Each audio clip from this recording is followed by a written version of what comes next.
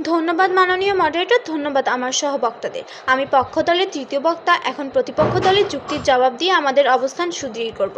মাননীয় মডারেটর, জুলাই 24-এর স্বপ্নের মূলে রয়েছে দুর্নীতিমুক্ত সমাজ প্রতিষ্ঠা। তরুণ প্রজন্ম কোনো রাজনৈতিক সুবিধাভোগী শ্রেণীর অংশ নয়। তাদের আন্দোলনে ছিল না কোনো ব্যক্তিস্বার্থ বা ক্ষমতার লোভ। তারা লড়েছে নিজেদের অধিকার ও রাষ্ট্রের জন্য। এই নৈতিক দৃঢ়তা ও সততা প্রবীণ প্রজন্মের রাজনৈতিক চক্রের কাছে দুর্লভ।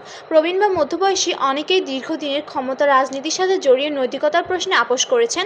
তাই দুর্নীতিমুক্ত প্রশাসন এবং সুশাসন প্রতিষ্ঠার মতো মৌলিক স্বপ্ন বাস্তবায়নে তরুণদের আপোষহীন নৈতিক অবস্থানই সবচেয়ে নির্ভরযোগ্য ভিত্তি। মাননীয় মডারেটর, জুলাইয়ের স্বপ্ন শুধু একটি সরকার পরিবর্তন নয়, এটি রাষ্ট্রকে তার কাঠামো থেকে সংস্কারের স্বপ্ন।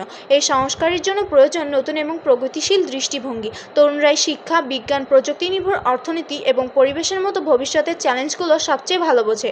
তারা ডিজিটাল বাংলাদেশের ভুল পথ থেকে বেরিয়ে এসে একটি সত্যিকারের জ্ঞানভিত্তিক সমাজের পথে হাঁটার স্বপ্ন দেখে।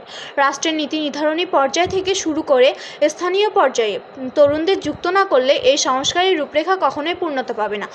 প্রবীণদের পুরনো ধ্যান ধারণা দিয়ে নতুন যুগের সমস্যা মোকাবেলা করা সম্ভব নয়। প্রতিপক্ষ দল হয়তো বলবে তরুণ অভিজ্ঞতার অভাবে সিদ্ধান্তে ভুল করতে পারে, কিন্তু মাননীয় মডারেটর, ভুল থেকে শেখাই তো তারুণ্যের শক্তি। যে জাতি তরুণদের ভুল করার সুযোগ দেয় সেই জাতি ভবিষ্যতে বড় সাফল্য পায়, আর অভিজ্ঞতার সঙ্গে তরুণের উদ্যমের মেলবন্ধনই তৈরি করে সেই সফল জাতি।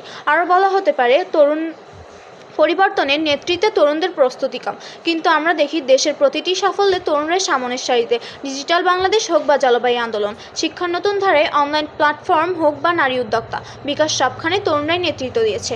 মাননীয় মডারেটর, জুলাই 24-এর স্বপ্ন কেবল ইতিহাস নয়, এটি বাংলাদেশের উন্নয়ন নীতির ভিত্তিপ্রস্তর। আর আজকের তরুণ সেই স্বপ্নকে বাস্তবে রূপ দেওয়ার সবচেয়ে বড় সম্ভাবনা, শক্তি ও নেতৃত্ব। আমরা পক্ষ দল দৃঢ়ভাবে বলছি, জুলাই 24-এর স্বপ্ন তখনই বাস্তব হবে যখন তারুণ্যকে নেতৃত্বের কেন্দ্রে রাখা হবে। শেষে বলবো, যে তরুণ স্বপ্ন দেখে সে জাতি ঘুমায় না। জুলাই 24-এর স্বপ্ন কোনো দূরবর্তী কল্পনা নয়, এটি তরুণদের হাতেই বাস্তবায়িত হবে।